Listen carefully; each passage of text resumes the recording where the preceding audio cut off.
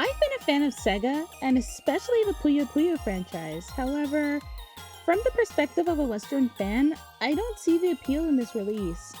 I'm aware Japan, from initial thoughts, is alright with this release, and while I understand there's business reasonings as to why this is being produced, I can't say I agree with the idea of this being made. Hello! My name is Cosmic, aka Cosmic Popstar or Cosmo, and I wanted to speak my mind about the announcement of Puyo Puyo Tetris 2S. I'm going to preface this by saying that I was initially going to keep my thoughts on my Twitter page, but after watching this video made by Jayverest, link in the description, I began to think about it more, and eventually my thoughts on the matter started to pile up.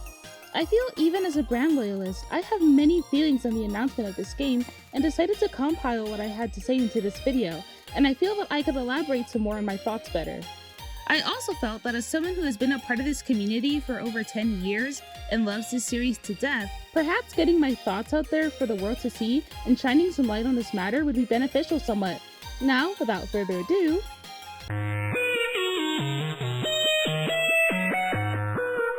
I held off for a bit after the initial game announcement in case anything could be said to sway my opinion, but with the current state of things, I'm not sure there's much that would sway me into buying this.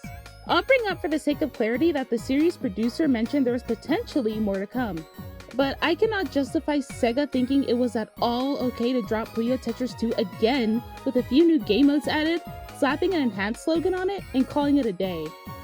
It being a Switch 2 exclusive on top of that is baffling. I mean, it sort of makes sense, as most of the active players use the Switch, but if they already own Puyo Puyo Tetris 2, and the Switch 2 is a backwards compatible console, they really have zero reason to re-release this game for so much. I can see that Sega doesn't want to use up resources giving the game yet another release on platforms, especially those that don't sell as many copies, but part of said releases struggling on launch is the lack of an online player base. Releasing the game as a Switch exclusive will undoubtedly isolate players on other platforms even more than they were. Even if the game never sees a physical release, a digital one at the very least could be considered. It was already bad enough that games didn't see multi-platform releases until months after the original, like the PC game ports for example, but straight up excluding them from owning the game doesn't exactly make the issue any better. Crossplay has also been a big talking point in the community, especially with players who play online and wish to play with their friends who do not own the console.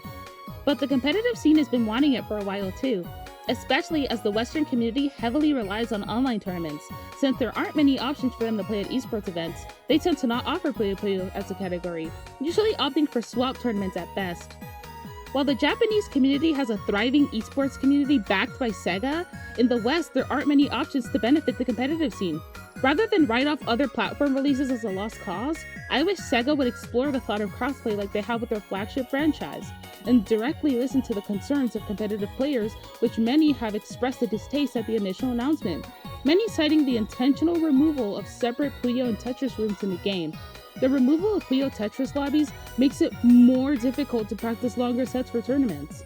Revisiting the point of why I think they shouldn't release the game in the state it is on the Switch 2, I feel that this whole issue could be avoided if they simply just did a Switch 2 upgrade version, the same as Nintendo's doing for their backwards compatible games like Legend of Zelda Tears of the Kingdom for example. Even if it was a paid upgrade, I'm sure many players would be a lot less upset at the fact they had to pay if it was a small amount of money and they just added some type of content to look forward to. I'm not going to get too deep into it because it's not the video's focus, but the Switch 2 is going to be extremely expensive in the West, and let's face it, a lot of people, especially those unfamiliar with Puyo Puyo, will most likely not want to purchase the game, especially when the original version of the game is available for half the price or sometimes cheaper due to sales going on like 70% of the calendar year. Of course, I'm simply speaking on this as a Western fan, specifically located in America. I know other places like Japan, China, Korea, and the many countries located in Europe will not have this issue, especially as in Japan, the Switch 2 is going to be way cheaper for the people living there. So I'm fully aware of the perspective of other fans across the world who differ from mine, but I hope you can understand where I'm coming from. Jesus, now I haven't asked you for much, but all we need is one little score. Please, Jesus, leave me alone. I speak on this issue solely as I'm concerned with how Sega treats the franchise outside of Japan. Seeing how they go about localizing Puyo Puyo media and how safe they play it, often choosing to straight up not localize something. I know it's been years and Sega has been trying to do something with Puyo Puyo for those outside of the region of Asia, but we have seen before that simply because they don't think the games will sell well and warrant the effort to localize them, they would just choose to leave the American and European fans in the dust for years, and it is concerning. It makes me dread yet another period of them thinking Western fans won't want something, and then once again leaving the series inaccessible to non-Japanese speakers.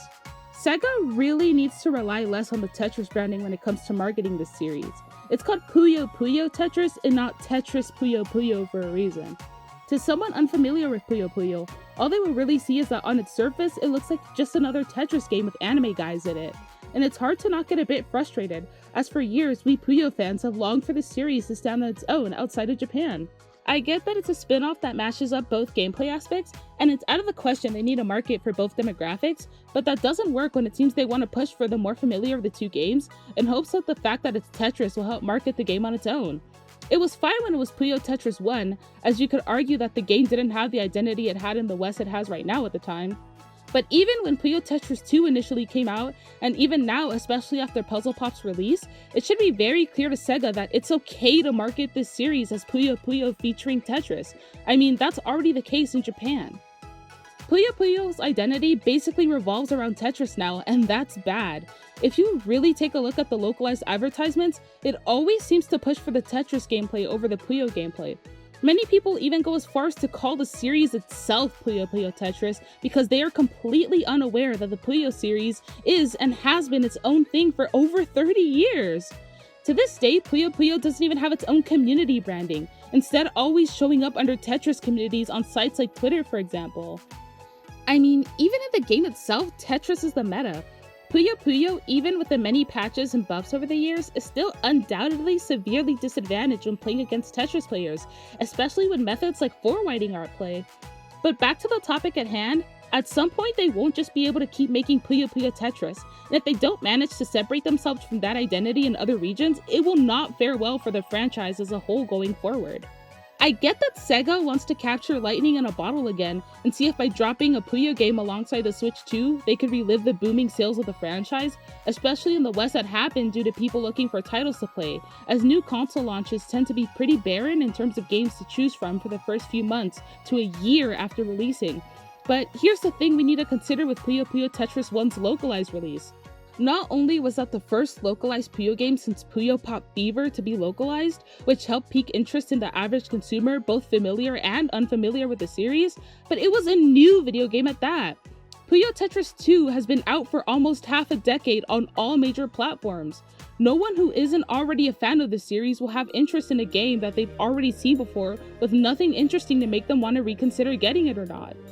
If they didn't buy it when it was literally $5 on Steam, or on Xbox or PlayStation, or the original Nintendo Switch, why would they buy it now when the content added especially doesn't justify getting it for the price it's going to release at?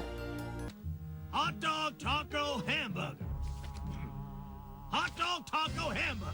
Hot dog, taco, hamburger. You only got 3 things on this menu. That last section brings me to my next point. What content is there to look forward to exactly? From what we can gather, we are getting a few modes added to the game, a new playstyle to accommodate for the Switch 2's mouse controls. Okay, we're getting somewhere. Maybe crossplay? Oh yeah, it's a Switch exclusive. New characters added? Oh, no implications that's gonna happen. New story? It's an enhanced version in terms of gameplay, and at the time of writing this, there's been 0 hints that they're gonna add anything new in terms of story. Well, at least I can play the game without my day 1 launch Switch imploding on itself, right? Okay. I want to give Sega the benefit of the doubt that this is just an elaborate scheme to test gameplay on a new console without risking too much. You know, test the waters and such, but if that were the case, you'd think they know better than to try to market the same game to people twice. I know this opinion is lukewarm at most, but I genuinely think that I would have much rather preferred for Sega to release Puyo Puyo Puzzle Pop to consoles, waiting until that Apple Arcade exclusivity contract expired, or simply just not had any game release at all until the next mainline game was ready. At least those would warrant paying full price for.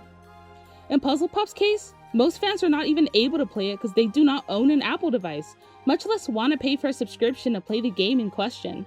I have the privilege of fitting the eligible criteria in order to access Puzzle Pop, and I fully think it's one of the better Puyo games we've gotten in recent years. As a matter of fact, I think this game blows Puyo Tetris 1 and 2 out of the water. It's insanely disappointing that most fans cannot experience it, especially as there's no legitimate or easy means to do so otherwise. And for all it's worth, while I can sit here and be like, we just got a new Puyo game, relax guys, those who have been wanting a new game to play for half a decade and don't wish to spoil themselves by looking up playthroughs on YouTube do not have that same experience. To me, I think this must feel like a slap in the face to them. Imagine getting your hopes up about a new game and it's shaping up to be the same game you've had for 5 years already. What do you mean you don't agree with me? Do you know who you're dealing with?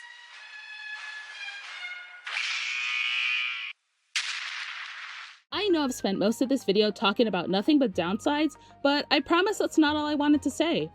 I wanted to bring up more or less a list of things I think Sega could do to entice people into getting the game as it is, or at the very least what I think they could add to it to justify its current price tag. I acknowledge that there is most certainly more to come, but I am mostly speaking with my current impressions of the game at this moment in time. Everything I mention at this moment in time is not confirmed to be in the game, and I am fully aware that at some point in the future, there is a possibility that something I mention has the potential to be added or won't happen for a reason or another. Once more news comes out, I'll happily make a sequel to this video and perhaps talk more about my expectations for it, as well as my new impressions given on what we will come to know at the time. Obvious out of the way first, I feel if Sega wants to make the current price tag they have on this port make a bit of sense, the first thing they could do is add story-related content. Whether that be expanding on the current story and game by adding some more chapters, or, in my personal opinion, adding bonus chapters for DLC characters that were not present in the main story. I recall back when Puyo Puyo Tetris 2 initially got its DLC character updates, people were a little disappointed with the fact that unlike Puyo Tetris 1 handled its bonus content updates, we didn't get any extra chapters. Anything elaborating on DLC characters such as Lagnus, Cyrilli, Harpy, etc. would have been beneficial because outside of maybe Champions, this is the first time Western fans were introduced to these characters. Having next to nothing in terms of information on them makes players care less about them. I mean, not to be biased, but as one of the 3 Lagnus fans out there, it pains me to see that many people don't know about him, or care about him, or think he's just some nobody character when he was literally introduced way back in Puyo Sun. Another thing I'd like to see is certain modes making a return. Something like Fever, for example. I've always been curious to see how a Tetris version of Fever would play out. Puyo is also another one I'd look forward to, especially if we get some cool character interactions on the windscreens like before. Hey, who knows? Maybe we'll even get to see Underwater make a return. I mean, what if we got the Sun Rule set to make a return like it did in Puzzle Bob? Moving on. I think a dedicated esports tool like Champions has would be a wonderful addition and make for a cleaner experience. Expansions on the original ideas Champions presented are ideal as well, such as online tournament brackets with Puyo/Tetris gameplay locks, or even practicing mock tournament rules would be good. This, in addition to the previously mentioned competitive concerns like the room locks and potential crossplay, would round out its worth. Adding more DLC characters to further expand the roster and make it an even 48 characters would be good too, double the usual 24 that they opt for. Not only would it also give some lesser known characters a chance to be playable again, but it would at least give fans of those characters a reason to pick up the game if they'd like to play as them. I feel like this, coupled with the idea of more added story, would be a pretty good incentive to pick up the game, as they're guaranteed to have a brand new experience to look forward to.